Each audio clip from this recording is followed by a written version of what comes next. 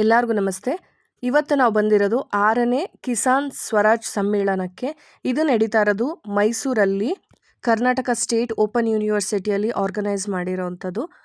ಈ event mainly conduct ಮಾಡ್ತಾ ಇರೋದು ರೈತರಿಗೋಸ್ಕರ.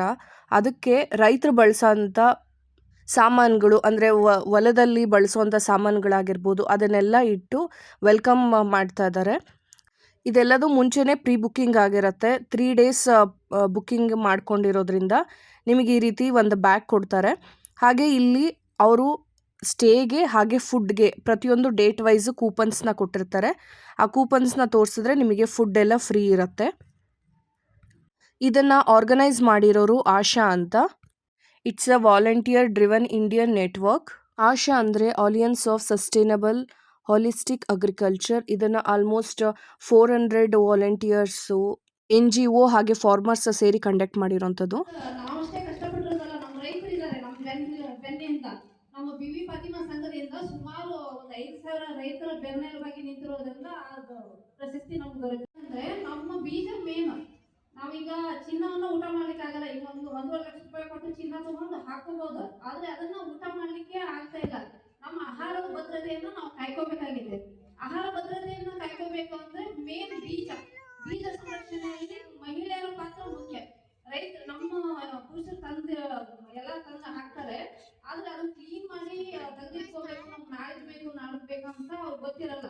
ಹಾಗಾಗಿ ನಾವು ದೇಶಿ ಬೀಜಗಳನ್ನ ಸಂರಕ್ಷಣೆ ಮಾಡುವ ಕೆಲಸದಲ್ಲಿ ನಮ್ಮ ಮಹಿಳೆಯರು ಕಾರ್ಯನಿರತರಾಗಬೇಕಂತ ನಾನು ಕೇಳ್ಕೊತಾ ಇದ್ದೇನೆ. ಹಿಂದಿನ ಕಾಲದಲ್ಲಿ ನಮ್ಮ ಅಜ್ಜಿಯರು ಬೀಜ ಸಂರಕ್ಷಣೆಯನ್ನ ಮಾಡ್ತಾ ಇದ್ರು. ಎಲ್ಲ ಅಕ್ಕಡಿ ಕಾಳುಗಳು, ತರಕಾರಿ ಬೀಜಗಳನ್ನ ನಮಗೆ ಮುಂದೆ. ಅದಕ್ಕಾಗಿ ನಾವು ಹೆಣ್ಮಕ್ಳು ನಮ್ಮ ಅಕ್ಕಡಿ ಕಾಳುಗಳಾಗ್ಲಿ ತರಕಾರಿ ಬೀಜಗಳನ್ನಾಗ್ಲಿ ಅವ್ರ ಬೆನ್ನಿಂದ ಓದು ಬಿತ್ತನೆಯ ಸಂದರ್ಭದಲ್ಲಿ ನಾವು ಅವ್ರಿಗೆ ಸಪೋರ್ಟ್ ಮಾಡಿದ್ರೆ ನಾವು ಎಲ್ಲ ತರದ ಬೆಳೆಗಳನ್ನ ಬೆಳ್ಕೊಂಡು ಊಟ ಮಾಡ್ಬೋದು. ಆಮೇಲೆ ನಮಗಾಗಿ ಅಲ್ಲ, ಈಗ ನಮ್ಮ 1 ಎಕರೆಯಲ್ಲಿ ಬೆಳೆದ್ರೆ ನಮ್ಮ ಮನೆಗೆ ನಮ್ಮ ಜನರ ಆರೋಗ್ಯಕ್ಕೆ ಅಷ್ಟೇ ಸೀಮಿತವಾಗುತ್ತದೆ. ಹೆಚ್ಚಿನ ಪ್ರಮಾಣದಲ್ಲಿ ಬೆಳ್ಕೊಂಡ್ರೆ ನಮ್ಮ ಎಲ್ಲ ಜನರ ಆರೋಗ್ಯದ ಮೇಲೆ ಕೆಲಸ ಮಾಡ್ಬೋದು ಅಂತ ಎಲ್ಲರಿಗೂ ನಾವು ನಮ್ಮ ದೇಶಿ ಬೀಜಗಳನ್ನ ಆಮೇಲೆ ಸಾವಯವ ಪದಾರ್ಥಗಳನ್ನ ವಿತರಿಸಲಿಕ್ಕೆ ಅನುಕೂಲ ಆಗುತ್ತದೆ. ಆಮೇಲೆ ಸಿರಿಧಾನ್ಯಗಳಲ್ಲಿ ಒಂದು ಕಷ್ಟವಾದ ಕೆಲಸ. ಹೋದ ವರ್ಷ ನಮ್ಮ ಕಡೆ ಎಲ್ಲ ಸಿರಿಧಾನ್ಯಗಳನ್ನ ಹೆಚ್ಚಾಗಿ ಬೆಳೀತಿದ್ರು. ಅದು ಮಾರ್ಕೆಟ್ ಆಹಾರಕ್ಕಾಗಿ ಪರದಾಡುವಂತ ಪರಿಸ್ಥಿತಿ ಬರ್ಬೋದು ಅಂತ ನಾನು ಮನವಿಯನ್ನು ಮಾಡ್ಕೊಳ್ತಾ ಇದ್ದೀನಿ. ಹೆಚ್ಚಾಗಿ ನಮ್ಮ ರೈತರಿಗೆ ಸಿರಿಧಾನ್ಯಗಳನ್ನ ಬೆಳೀಲಿಕ್ಕೆ ಬೆಂಬಲ ಬೆಲೆಯನ್ನ ಘೋಷಿಸಿದ್ರೆ ಮುಂದೆ ಬರ್ತಾರೆ ರೈತರು. ಹೋದ ವರ್ಷ ಖರ್ಚು ಹೆಚ್ಚಾಗಿ. ಇಲ್ಲಿವರೆಗೂ ಒಬ್ಬರು ಮಹಿಳೆ ದೇಸಿ ಸೀಡ್ಸ್ ಬಗ್ಗೆ ಹಾಗೆ ಸಾವಯವ ಪದ್ಧತಿ ಬಗ್ಗೆ ಮಾಹಿತಿಗಳನ್ನ ಕೊಟ್ಟರು. ಈಗ ನಾವು ಸ್ಟಾಲ್ಸ್ ಕಡೆಗೆ ಬರ್ತಾ ಇದ್ದೀವಿ. ಇಲ್ಲಿ ನೀವು ಸ್ಟಾರ್ಟಿಂಗಲ್ಲೇ ನೋಡ್ಬೋದು ಯಾವ್ಯಾವ ಬೆಳೆನ ಬೇರುಗಳು ಯಾವ್ಯಾವ ರೀತಿ ಇರುತ್ತೆ ಅಂದ್ಬಿಟ್ಟು ಹಾಕಿದ್ದಾರೆ. ಅಳಸಂದಿ, ತೊಗರಿ, ಇಲ್ಲೆಲ್ಲ ಕಾಳುಗಳನ್ನ ಅಂಟಿಸ್ಬಿಟ್ಟು ಅದ್ರ ಕೆಳಗೆ ಅದ್ರ ಬೇರು ಯಾವ ರೀತಿ ಇರುತ್ತೆ ಅಂದ್ಬಿಟ್ಟು ಹಾಕಿದ್ದಾರೆ ನೋಡಿ. ಹಾಗೆ ಇಲ್ಲಿ ಮುಂದೆ ಬಂದರೆ ಇಲ್ಲಿ ಜೋಳ ಹಾಗೆ ಸಣ್ಣ ಸಣ್ಣ ಕಾಳುಗಳನ್ನ ಬಳಸ್ಬಿಟ್ಟು ಚಿತ್ರ ಥರ ಬಿಡಿಸಿದ್ದಾರೆ ನೋಡಿ. ಒಂದು ಹೂವಿನ ಕುಂಡ ಥರ ಹಾಗೆ ಒಂದು ರೈತ ಮಹಿಳೆ ಥರನೂ ಬಿಡಿಸಿದ್ದಾರೆ. ಹಾಗೆ ಕರ್ನಾಟಕ ಮ್ಯಾಪ್ ಆಗಿರ್ಬೋದು, ಎಲ್ಲ ಥರದ ಕಾಳುಗಳನ್ನೂ ಬಳಸ್ಕೊಂಡು ಕರ್ನಾಟಕ ಮ್ಯಾಪ್ನ ಮಾಡಿದ್ದಾರೆ. ಯಾವ್ಯಾವ ಜಿಲ್ಲೆಯಲ್ಲಿ ಯಾವ್ಯಾವ ಬೆಳೆನ ಬೆಳೀತಾರೆ ಅಂತ ಅದನ್ನು ಆಧಾರಿತವಾಗಿ ಆ ಬೀಜಗಳನ್ನೆಲ್ಲ ಕರ್ನಾಟಕ ಮ್ಯಾಪ್ ಥರ ಮಾಡಿದ್ದಾರೆ.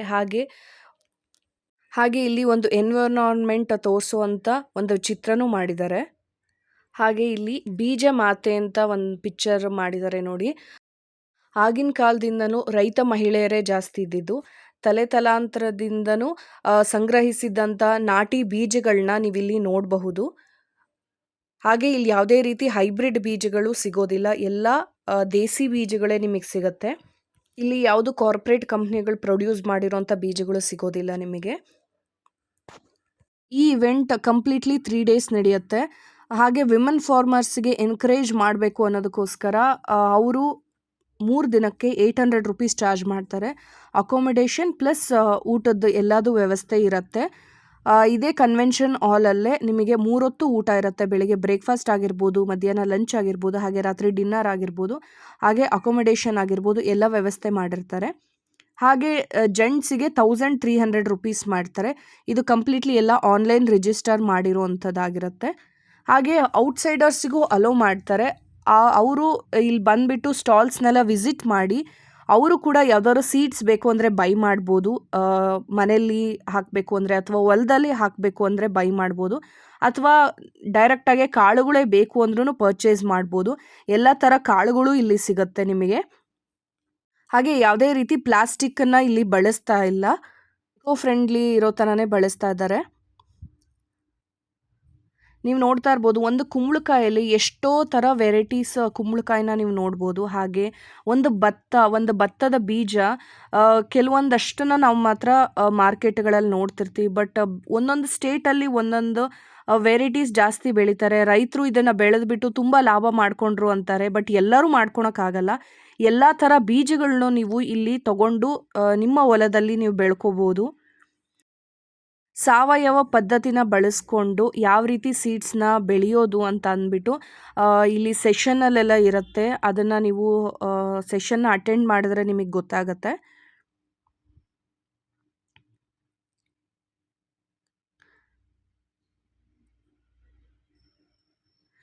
ಹಾಗೆ ಇಲ್ಲಿ ಸೀಡ್ಸ್ ಅಷ್ಟೇ ಅಲ್ಲ, ತರಕಾರಿನೂ ಇಟ್ಟಿದ್ದಾರೆ. ಹಾಗೆ ಗೆಡ್ಡೆ ಗೆಣಸು, ಕುಂಬಳಕಾಯಿ, ನಾವು ಕೆಲವೊಂದಷ್ಟೇ ವೆರೈಟೀಸ್ ನೋಡಿರ್ತೀವಿ. ಇಲ್ಲಿ ಬೇರೆ ಬೇರೆ ಸ್ಟೇಟಿಂದ ತಂದಿರೋದ್ರಿಂದ ನಾವು ಬೇರೆ ಬೇರೆ ಥರ ವೆರೈಟೀಸ್ ಇದನ್ನು ನೋಡಬಹುದು. ಹಾಗೆ ತರಕಾರಿಯಲ್ಲೂ ತುಂಬ ವೆರೈಟೀಸ್ ಇದೆ.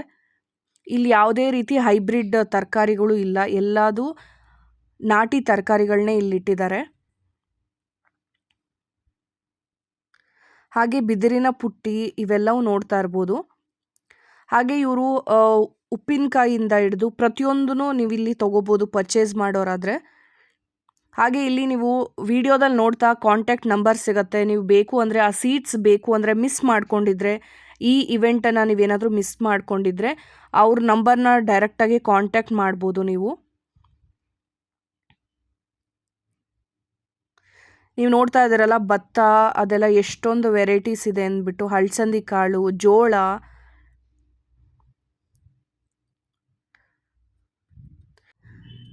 ಇಲ್ಲಿ ನೀವು ನೋಡ್ತಾ ಇದ್ದೀರಲ್ಲ ಇದೆಲ್ಲ ಹಳಸಂದಿ ಬೀಜ. ಹಳಸಂದಿ ಬೀಜದಲ್ಲೇ ಎಷ್ಟೊಂದು ವೆರೈಟೀಸ್ ಇದೆ ನೀವು ನೋಡಿ. ಕಪ್ಪು ಹಳಸಂದೆ ಬೀಜ ಇದು.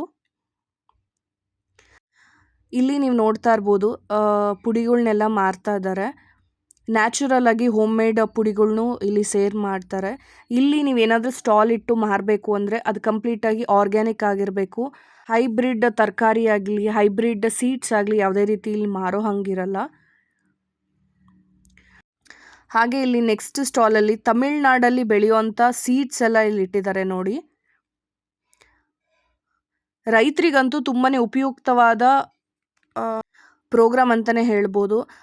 ಯಾವ ರೀತಿ ಬೆಳೆ ಬೆಳಿಬೇಕು, ಹಾಗೆ ಯಾವ ರೀತಿ ಕೆಮಿಕಲ್ಸ್ನ ಬಳಸ್ದಿದ್ದಂಗೆ ಜಾಸ್ತಿ ಖರ್ಚು ಮಾಡ್ದಲೆ ಹೇಗೆ ಆರ್ಗ್ಯಾನಿಕ್ ಬೆಳೆಗಳನ್ನ ಬೆಳಿಬೇಕು ಅಂತ ಇಲ್ಲಿ ಬಂದು ತಿಳ್ಕೊಂಡು ಹೋಗ್ಬೋದು. ಇಲ್ಲಿ ನೀವು ನೋಡ್ತಾ ಇರ್ಬೋದು ಗೆಡ್ಡೆ ಗೆಣಸು, ಮರಗೆಣಸು, ಹಾಗೆ ಸ್ವೀಟ್ ಪೊಟ್ಯಾಟೊ ನೀವು ನೋಡ್ತಾ ಇರ್ಬೋದು. ಸ್ವೀಟ್ ಪೊಟ್ಯಾಟೊದಲ್ಲೂ ರೆಡ್ ಕಲರ್ ಇರುವಂಥ ಸ್ವೀಟ್ ಪೊಟ್ಯಾಟೊ ಇದೆ. ಈ ರೀತಿ ಎಲ್ಲ ನಮ್ಮ ಸೈಡ್ ಬೆಳೆಯೋದಿಲ್ಲ, ಅದು ಬೇರೆ ಸೈಡ್ ಬೇರೆ ಸ್ಟೇಟಲ್ಲಿ ಬೆಳೀತಾರೆ. ಹಾಗೆ ಇವ್ರ ಹತ್ರ ಹಸಿ ಅರಿಶಿನ ಸಿಗುತ್ತೆ. ಅಂದರೆ ಒಣ ಅರಿಶಿನ ನಾವು ನೋಡಿರ್ತೀವಿ, ಬಟ್ ಇಲ್ಲಿ ಹಸಿ ಅರಿಶಿನ, ನಾಟಿ ಹಸಿ ಅರಿಶಿನ ಸಿಗುತ್ತೆ. ಹಾಗೆ ಇಲ್ಲಿ ಮುಂದೆ ಬಂದರೆ ನೀವು ನೋಡ್ತಾ ಇರ್ಬೋದು ಇಲ್ಲೇ ನಮ್ಮ ಕಣ್ಣೆದ್ರಿಗೇನೆ ಎಣ್ಣೆ ಮಾಡಿಕೊಡ್ತಾರೆ. ಅಂದರೆ ಗಾಣದ ಎಣ್ಣೆ, ದೇಸಿ ಪದ್ಧತಿಯಲ್ಲಿ ಎತ್ತಿನ ಗಾಣದಿಂದ ಎಣ್ಣೆ ಹೇಗೆ ತೆಗಿಯೋದು ಅನ್ನೋದನ್ನು ನಾವಿಲ್ಲಿ ನೋಡ್ಬೋದು. ಹಾಗೆ ಕಾಳುಗಳನ್ನ ಇಲ್ಲೇ ನಿಮ್ಮ ಕಣ್ಮುಂದೆನೇ ಹುರಿದ್ಬಿಟ್ಟು ಯಾವ ರೀತಿ ಎಣ್ಣೆ ಮಾಡ್ತಾರೆ ಅಂತಲೂ ನೋಡ್ಬೋದು. ಇಲ್ಲಿ ಸೂರ್ಯಕಾಂತಿ ಎಣ್ಣೆ, ಶೇಂಗಾ ಎಣ್ಣೆ, ಸೂರ್ಯಕಾಂತಿ ಎಣ್ಣೆ, ಕುಸುವೆ ಎಣ್ಣೆ, ಹರಳೆಣ್ಣೆ, ಈ ಥರ ಎಲ್ಲ ಥರದ ಎಣ್ಣೆಗಳು ಇಲ್ಲಿ ಸಿಗುತ್ತೆ. ಹಾಗೆ ನೀವು ಇಲ್ಲಿ ಮುಂದೆ ನೋಡ್ತಾ ಇರ್ಬೋದು ಇಲ್ಲಿ ಆರ್ಗ್ಯಾನಿಕ್ಸ್ ಅಂತ ಇದೆಲ್ಲ, ಶ್ರೀ ಆರ್ಗ್ಯಾನಿಕ್ಸ್ ಅಂತ, ಅವರು ಆರ್ಗ್ಯಾನಿಕ್ ಬೆಲ್ಲನ ಮಾರ್ತಾ ಇದ್ದಾರೆ. ಈಗ ತುಂಬಾ ಕೆಮಿಕಲ್ ಇರುವಂಥ ಬೆಲ್ಲಗಳು ಸಿಗುತ್ತೆ ಮಾರ್ಕೆಟಲ್ಲಿ. ಬಟ್ ಪ್ಯೂರ್ ಆರ್ಗ್ಯಾನಿಕ್ ಬೆಲ್ಲ ಬೇಕು ಅಂದರೆ ನಿಮ್ಗೆ ಅಲ್ಲಿ ಕಾಣಿಸ್ತಾ ಇದೆಲ್ಲ ನಂಬರು, ಅವ್ರನ್ನ ಕಾಂಟ್ಯಾಕ್ಟ್ ಮಾಡಿದ್ರೆ ನಿಮಗೆ ಪ್ಯೂರ್ ಆರ್ಗ್ಯಾನಿಕ್ ಬೆಲ್ಲ ಸಿಗುತ್ತೆ. ಹಾಗೆ ಬರೀ ಸೀಡ್ಸ್ ಒಂದೇ ಅಲ್ಲ, ಇಲ್ಲಿ ಬೇರೆ ರೀತಿ ಸ್ಟಾಲ್ಸು ಇರುತ್ತೆ, ಫುಡ್ ಸ್ಟಾಲ್ಸು ಇರುತ್ತೆ. ಇಲ್ಲಿ ಅಖಿಲ್ ಎಂಟರ್ಪ್ರೈಸಸ್ನವರು ಉಪ್ಪಿನಕಾಯಿ ಹಾಗೆ ಅಡುಗೆಗೆ ಬಳಸುವಂಥ ಪುಡಿಗಳನ್ನೆಲ್ಲ ಇಟ್ಟಿದ್ದಾರೆ. ಹೊನ್ನೇರು ಅಂತ, ಇವರು ಕೂಡ ಸೀಡ್ಸು ಹಾಗೆ ವೆಜಿಟೇಬಲ್ಸ್ನೆಲ್ಲ ಡೆಮೋಗೆ ಅಂತ ಇಟ್ಟಿದ್ರು. ನ್ಯಾಚುರಲ್ ಆಗಿ ಬೆಳೆದ್ರೂ ಯಾವುದೇ ರೋಗ ಇಲ್ದಲೇ ಇರೋ ಥರ ತರಕಾರಿನ ಬೆಳಿಬೋದು ಅಂತ ಇಲ್ಲಿ ಡೆಮೋಗೆಲ್ಲ ಇಟ್ಟಿದ್ರು.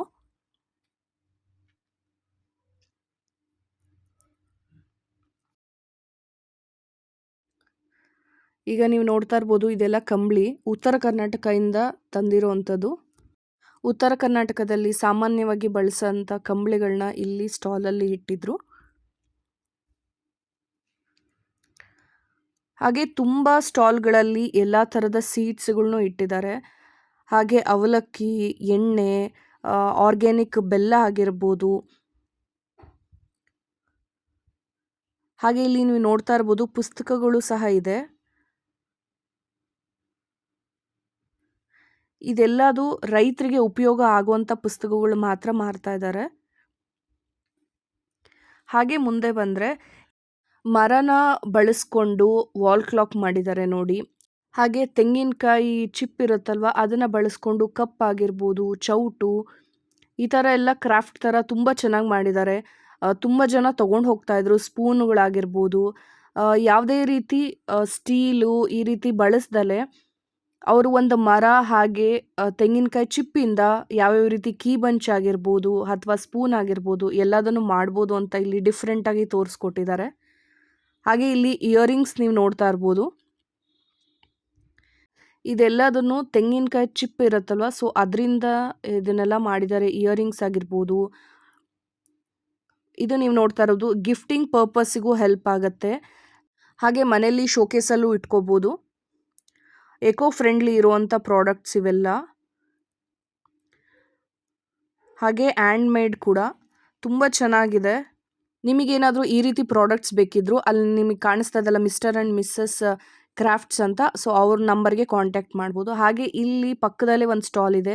ಎಲ್ಲ ಥರ ಉಂಡೆ, ರಾಗಿ ಆಗಿರ್ಬೋದು, ಕಾಳುಗಳನ್ನ ಬಳಸಿ, ಹಾಗೆ ಕೊಬ್ಬರಿ, ಇಲ್ಲಿ ವೈಟ್ ಶುಗರ್ನ ಬಳಸಲ್ಲ.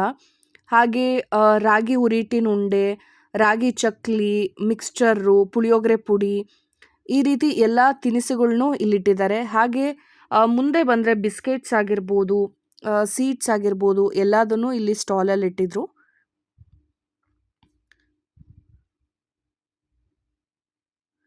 ಯಾವುದೇ ರೀತಿ ಪ್ರಿಸರ್ವೇಟಿವ್ಸ್ ಇಲ್ದಲೆ ಹೈಜಿನಿಕ್ ಆಗಿರುವಂಥ ಉಂಡೆಗಳಾಗಿರ್ಬೋದು, ಸ್ವೀಟ್ಸ್ ಆಗಿರ್ಬೋದು ನೀವೆಲ್ಲದನ್ನು ಬೈ ಮಾಡ್ಬೋದು. ಹಾಗೆ ಇಲ್ಲಿ ನೀವು ನೋಡ್ತಾ ಇರ್ಬೋದು ಗ್ರೀನ್ ಚೆನ್ನ ದಾಲ್ನ ನೋಡಿರ್ತೀವಿ, ಅದರಲ್ಲಿ ಬ್ಲ್ಯಾಕ್ ಕೂಡ ಇದೆ. ಹಾಗೆ ಇವ್ರ ಹತ್ರ ತುಂಬಾ ಒಳ್ಳೊಳ್ಳೆ ಕಾಳುಗಳೆಲ್ಲ ಸಿಗುತ್ತೆ. ನೀವು ಬೇಕು ಅಂದರೆ ಅಲ್ಲಿ ನಂಬರ್ ಕಾಣಿಸುತ್ತಲ್ಲ ಆ ನಂಬರ್ಗೆ ಕಾಂಟ್ಯಾಕ್ಟ್ ಮಾಡಿ ಸಹ ಬೈ ಮಾಡ್ಬೋದು.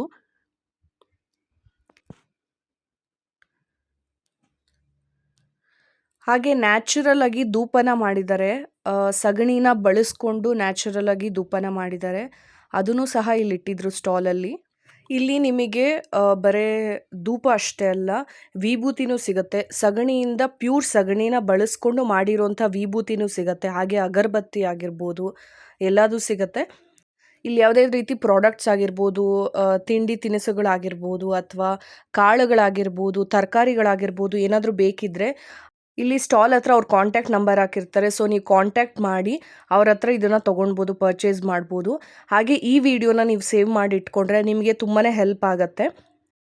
ಆಮ್ಲ, ಹಾಗೆ ಮ್ಯಾಂಗೋ ಪಿಕಲ್ಸ್ ಆಗಿರ್ಬೋದು, ಉಂಡೆಗಳಾಗಿರ್ಬೋದು, ಡ್ರೈ ಫ್ರೂಟ್ಸ್ ಉಂಡೆ, ರಾಗಿ ಉಂಡೆ, ಹಾಗೆ ರಾಗಿ ಹುರಿಟಿನ ಉಂಡೆ ಆಗಿರ್ಬೋದು, ಕೆಲವೊಂದು ದೇಸಿ ಕಾಳುಗಳನ್ನ ಬಳಸಿ ಮಾಡಿರುವಂಥದ್ದು. ಇಲ್ಲಿ ಸ್ನಾನಕ್ಕೆ ನಾವು ಬ್ರಷನ್ನು ಯೂಸ್ ಮಾಡ್ತೀವಿ, ಅದ್ರ ಬದಲು ನಾರನ್ನು ಬಳಸ್ಕೊಂಡು ಇಲ್ಲಿ ನ್ಯಾಚುರಲ್ ಆಗಿ ಮಾಡಿದ್ದಾರೆ. ಸೊ ಆ ಥರದ್ದನ್ನು ನೀವು ಬೇಕು ಅಂದ್ರೂ ಇಲ್ಲೆಲ್ಲ ಸ್ಟಾಲ್ ಹತ್ರನೂ ಅವ್ರ ನಂಬರ್ ಇರುತ್ತೆ, ಕಾಂಟ್ಯಾಕ್ಟ್ ನಂಬರು. ನೀವು ಆ ಕಾಂಟ್ಯಾಕ್ಟ್ ನಂಬರ್ಗೆ ಕಾಂಟ್ಯಾಕ್ಟ್ ಮಾಡಿಬಿಟ್ಟು ಅದನ್ನು ನೀವು ಬೈ ಮಾಡ್ಬೋದು. ಹಾಗೆ ಉತ್ತರ ಕರ್ನಾಟಕ ಸೈಡಿಂದನೂ ಒಂದು ಸ್ಟಾಲ್ ಬಂದಿತ್ತು, ಫುಡ್ ಸ್ಟಾಲು, ರೊಟ್ಟಿ ಊಟ. ಇದೆಲ್ಲದು ಹೊರಗಡೆ ಔಟ್ಸೈಡರ್ಸ್ಗೆ ಮಾತ್ರ ಇದಿರುತ್ತೆ. ರೈತರಿಗೆ ಅಂತ ಅಂದ್ಬಿಟ್ಟು ಅವ್ರು ಏನು ಟೋಕನ್ ಕೊಟ್ಟಿರ್ತಾರೆ, ಅಡ್ವಾನ್ಸ್ ಬುಕ್ಕಿಂಗ್ ಮಾಡಿರ್ತಾರೆ, ಅದರಲ್ಲೆಲ್ಲ ಇನ್ಕ್ಲೂಡ್ ಇರುತ್ತೆ ಅವ್ರಿಗೆ. ಔಟ್ಸೈಡರ್ಸ್ ಏನು ಬಂದು ಪರ್ಚೇಸ್ ಮಾಡ್ತಾರಲ್ವ, ಸೊ ಅವ್ರಿಗೆ ಈ ಥರ ಸ್ಟಾಲ್ಸ್ ಉಪಯೋಗ ಆಗುತ್ತೆ. ಅವ್ರು ಊಟ ಏನಾದರೂ ಮಾಡಬೇಕು ಅಂದ್ರೂ. ನೀವು ನೋಡ್ತಾ ಇರ್ಬೋದು ತಮಿಳ್ನಾಡು ಆರ್ಗ್ಯಾನಿಕ್ ಹೆಲ್ತಿ ಫುಡ್ಸ್ ಅಂತ, ಸೊ ಅವ್ರ ಟೇಸ್ಟನ್ನು ನೀವು ಟೇಸ್ಟ್ ಮಾಡ್ಬೋದು. ಹಾಗೆ ಇಲ್ಲಿ ಐಸ್ ಕ್ರೀಮ್ ಇಟ್ಟಿದ್ದಾರೆ. ಯಾವುದೇ ರೀತಿ ಪ್ರಿಸರ್ವೇಟಿವ್ಸು ಕೆಮಿಕಲ್ ಬಳಸ್ದಲೆ ನ್ಯಾಚುರಲ್ ಫ್ರೂಟಿಂದ ಮಾಡಿರುವಂಥ ಐಸ್ ಕ್ರೀಮ್ಸ್ ಇಟ್ಟಿದ್ದಾರೆ. ಹಾಗೆ ಇವ್ರ ಹತ್ರ ಬಾಳೆಹಣ್ಣಿನ ಹಲ್ವಾ, ಅಳಸಂದಿ ಹಲ್ವಾ ಎಲ್ಲದೂ ಸಿಗುತ್ತೆ. ಹಾಗೆ ಬಿಕ್ಕೆ ಹಣ್ಣಿನ ಹಲ್ವಾನೂ ಸಿಗುತ್ತೆ.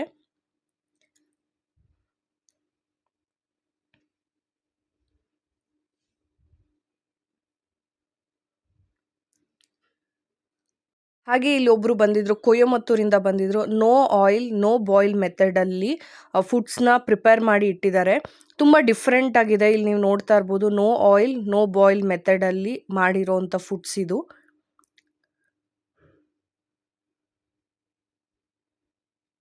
ಸೊ ಈ ರೀತಿ ಫುಡ್ಸ್ ಬೇಕು ಅಂದರೂ ಸಹ ಅಲ್ಲಿ ನಿಮಗೆ ಕಾಂಟ್ಯಾಕ್ಟ್ ನಂಬರ್ ಕಾಣಿಸ್ತಾ ಇದಲ್ಲ, ಅವ್ರಿಗೆ ಕಾಂಟ್ಯಾಕ್ಟ್ ಮಾಡಿಬಿಟ್ಟು ನೀವು ಪರ್ಚೇಸ್ ಮಾಡ್ಬೋದು ಅವ್ರ ಹತ್ರ.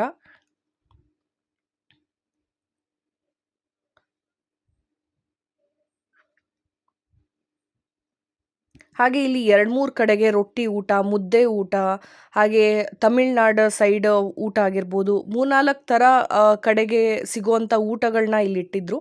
ಹಾಗೆ ಇಲ್ಲಿ ಪಾವ್ ಭಾಜಿ ಇಟ್ಟಿದ್ದಾರೆ. ಪಾವ್ ಭಾಜಿ ಅಂದರೆ ಮೈದಾ ಬಳಸಿಲ್ಲ, ಗೋಧಿ ಹಿಟ್ಟನ್ನು ಬಳಸ್ಕೊಂಡು ಮಾಡಿರುವಂಥ ಪಾವ್ ಭಾಜಿ. ಹಾಗೆ ನಾನು ಆವಾಗಲೇ ಹೇಳಿದೆ, ಹೆಸರು ಕಾಳು ಉಂಡೆ, ರಾಗಿ ಉಂಡೆ, ಬೇಸನ್ ಉಂಡೆ, ಹೆಲ್ತಿಯಾಗಿರುವಂಥ ಕೇಕ್ಸ್ ಆಗಿರ್ಬೋದು, ಬೆಲ್ಲನ ಬಳಸ್ಕೊಂಡು ಮಾಡಿರುವಂಥ ಕೇಕ್ ಆಗಿರ್ಬೋದು, ಹಾಗೆ ಬ್ರೌನ್ ಶುಗರು, ಬೆಲ್ಲನ ಬಳಸ್ಕೊಂಡು ಮಾಡಿರುವಂಥ ಹಲ್ವಾ ಆಗಿರ್ಬೋದು, ಎಲ್ಲದೂ ಸಿಗುತ್ತೆ.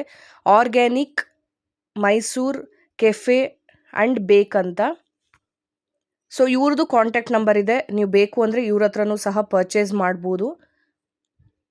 ನಾನು ಅವಾಗಲೇ ಹೇಳ್ದಂಗೆ ಇಲ್ಲಿ 3 ದಿನವೂ 3 ಥರ ಇವೆಂಟ್ ಇರುತ್ತೆ. ಬೆಳಿಗ್ಗೆ ಬ್ರೇಕ್ಫಾಸ್ಟ್ ಇರುತ್ತೆ. ಬ್ರೇಕ್ಫಾಸ್ಟ್ ಆದಮೇಲೆ ಇವ್ರದ್ದು ಯಾವ ರೀತಿ ಪದ್ಧತಿ ಅಂದರೆ 8ರಿಂದ 9 ಗಂಟೆಗೆ ಬ್ರೇಕ್ಫಾಸ್ಟ್ ಆಗಿಬಿಡಬೇಕು. ಅದಾದಮೇಲೆ ಕೆಲವೊಂದು ಸೆಷನ್ ಇರುತ್ತೆ, ಅದು ರೈತರಿಗೆ ಉಪಯೋಗ ಆಗೋ ಥರ ಸೆಷನ್ಸ್ಗಳನ್ನ ಮಾಡ್ತಾರೆ.